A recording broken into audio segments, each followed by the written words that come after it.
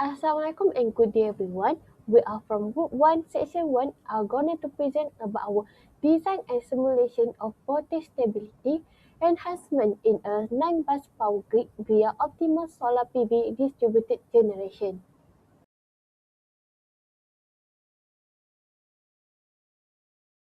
Hi, my name is Muhammad Afam Ibrahim. My mentor number is DE240115. So I will explain about introduction in this project.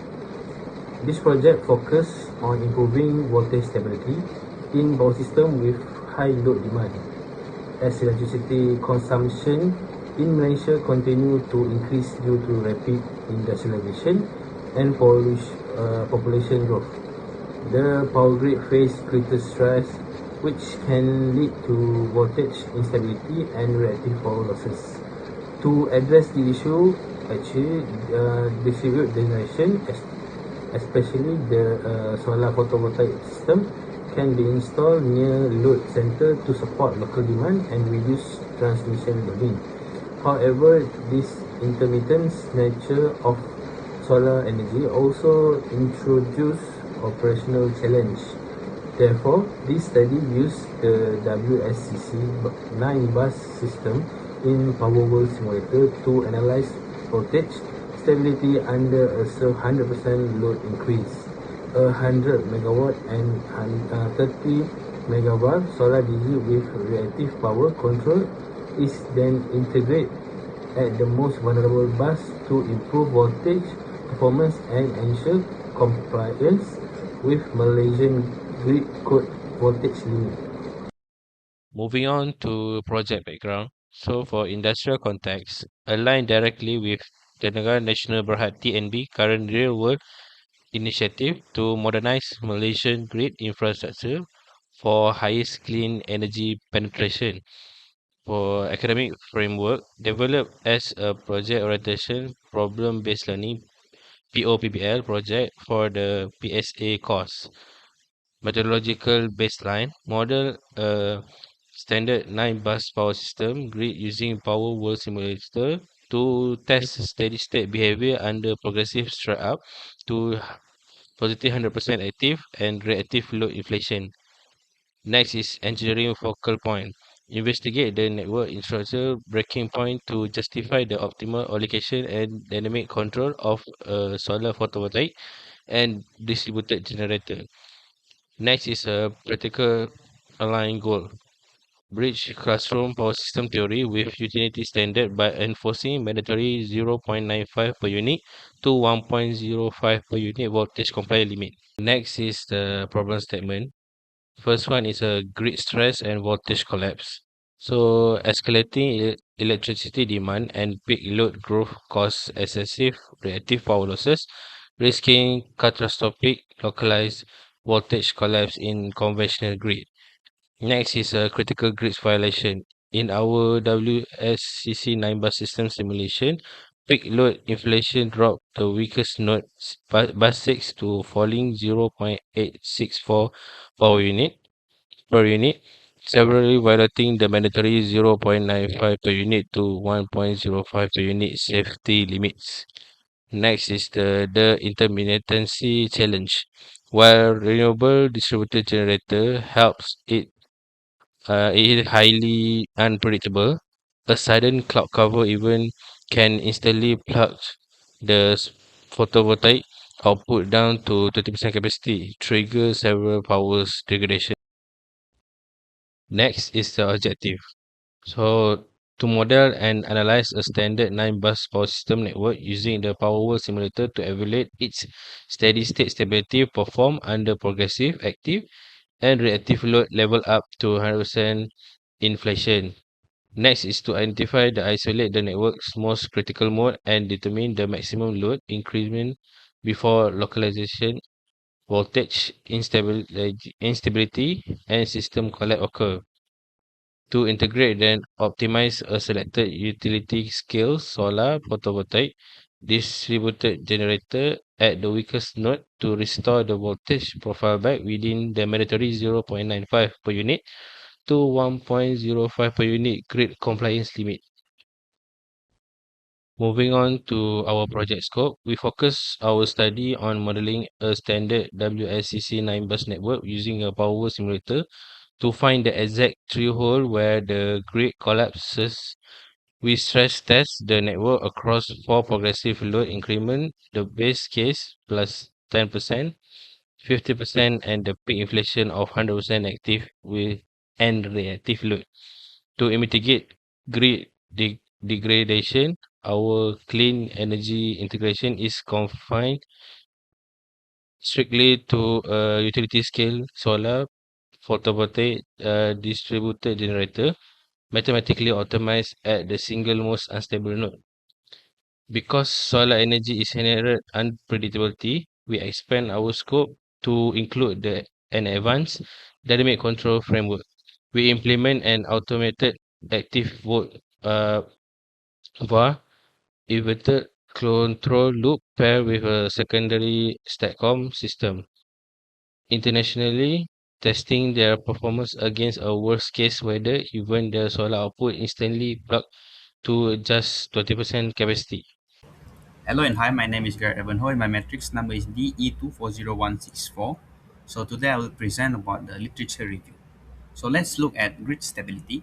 Traditional grids use math calculation to find where transmission lines get overloaded.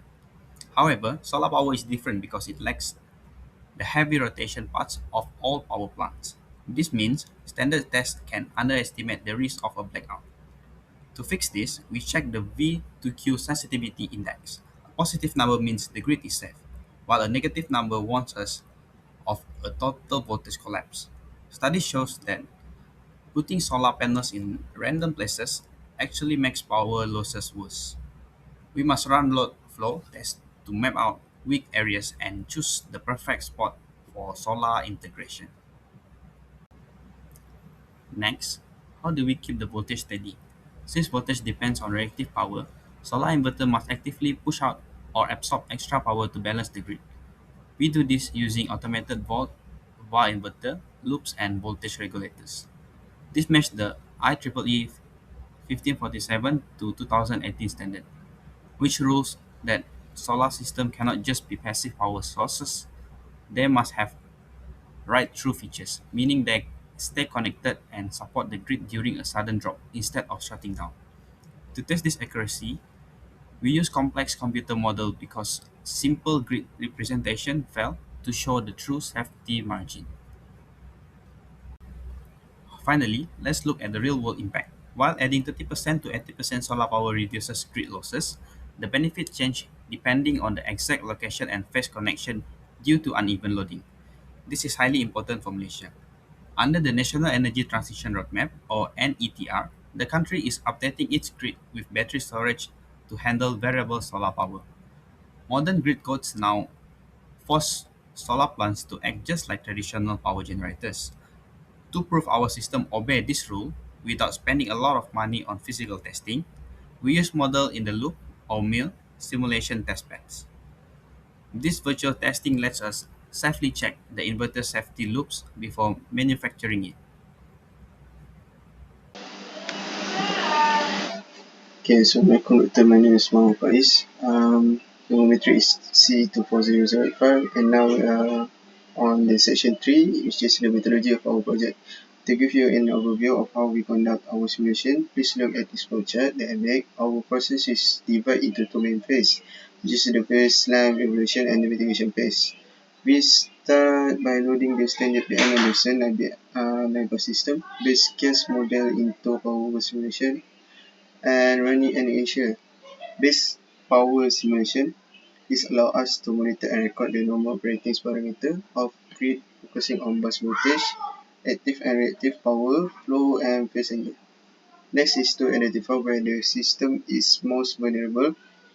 We conduct one analysis, which is step-by-step load increment stress test, specifically on bus 6. And once the system reaches stability limits and became unstable, which answer is yes to our decision boundary here. We successfully isolate bus 6 as our weakest bus. To mitigate this, let's integrate solar PV system at bus 6, run a post-integration simulation, and compare the result to verify that the grid return to a stable control state. So for this slide is load increment analysis. We target bus 6. We also manually and systematically increase the active power demand in megawatts until the power mathematical solver can no longer coverage the system, which is this allow us to find the absolute maximum limit the bus could handle before suffering from severe voltage drop or collapse.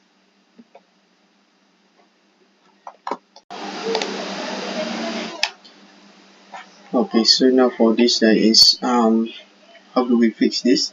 Our solution is a weak bus variable mitigation strategy. Instead of placing our solar PV randomly, we also put the solar, integrate it directly at the point of failure, just on the failure, which is bus 6, by injecting active power right where the system was struggling. We also able to balance the local loads and relieve heavily stressed transmission line.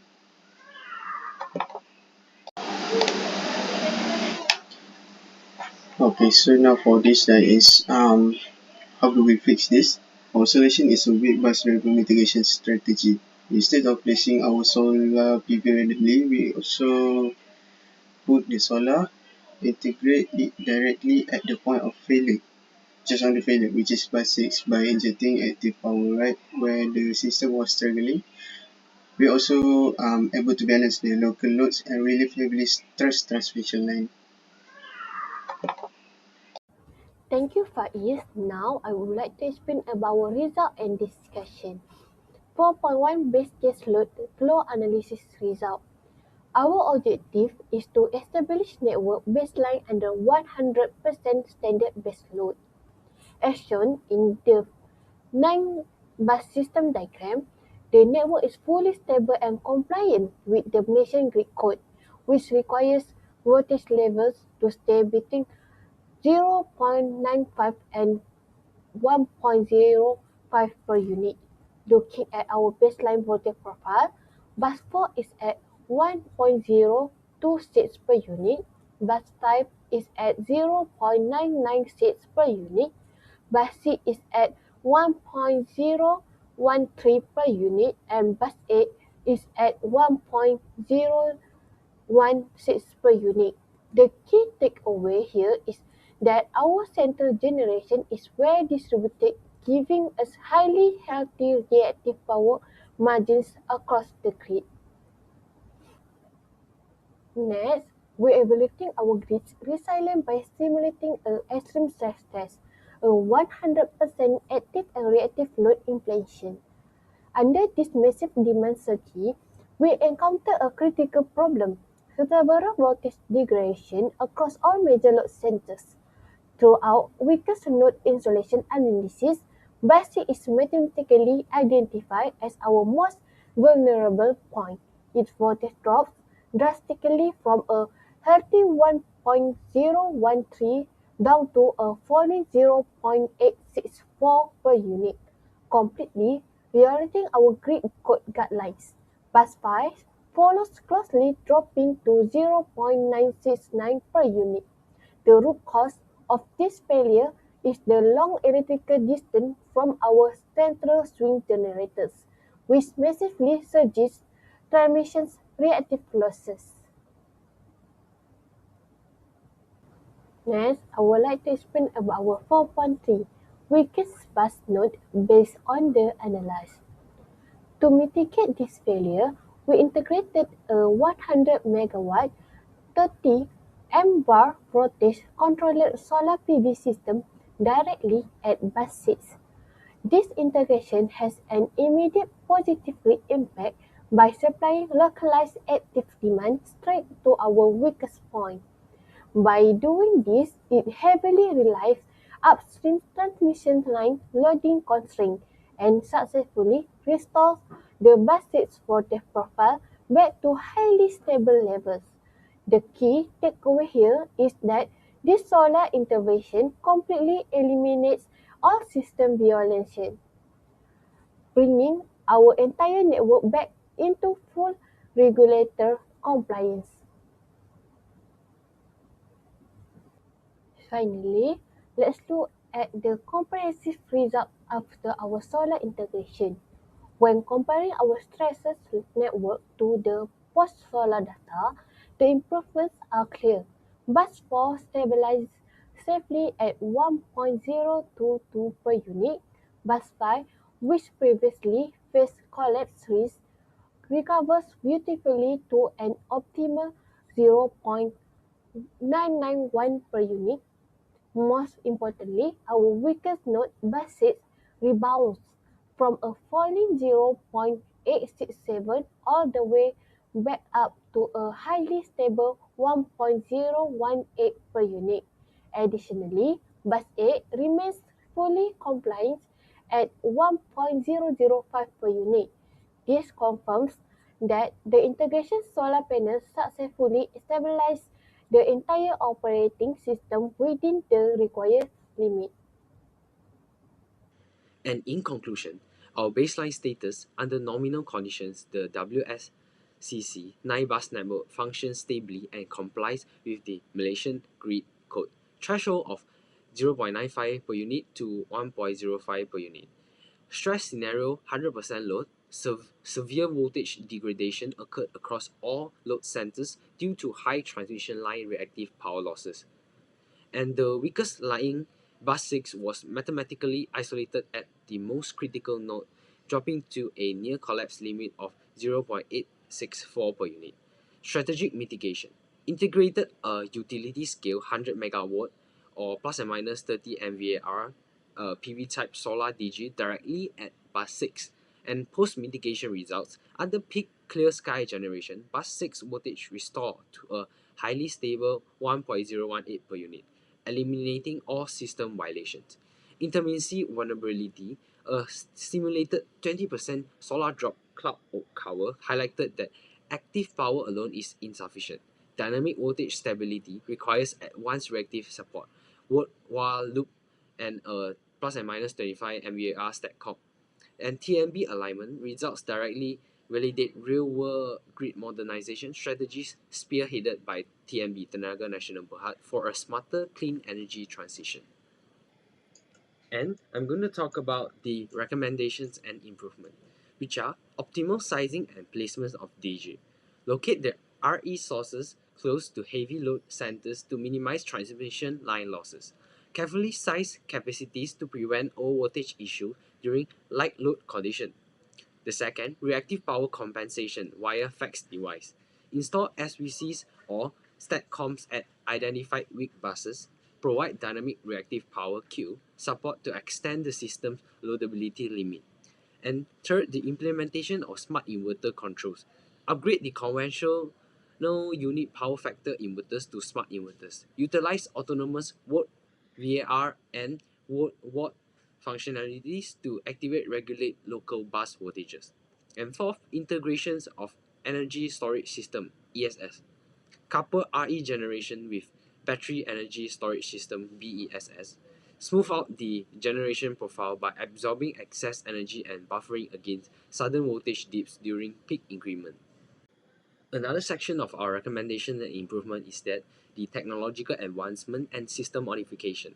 The wide area measurement system deployed phaser measurement units PMU across the 9-bus network and provide high resolution real-time monitoring to calculate the voltage stability margin and preempt collapse. And the second is the grid forming inverters. Replace traditional grid following system with GFM inverters as synchronous generation declines. Establish an independent voltage frequency reference to inject virtual inertia into the grid. And third, active demand side management, which is utilize advanced metering infrastructure to implement demand responses program and the incentive consumers to shift heavy loads during the low RE generation, flattening the peak demand.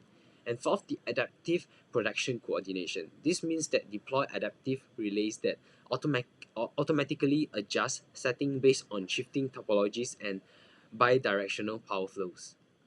That's all from our group. Thank you.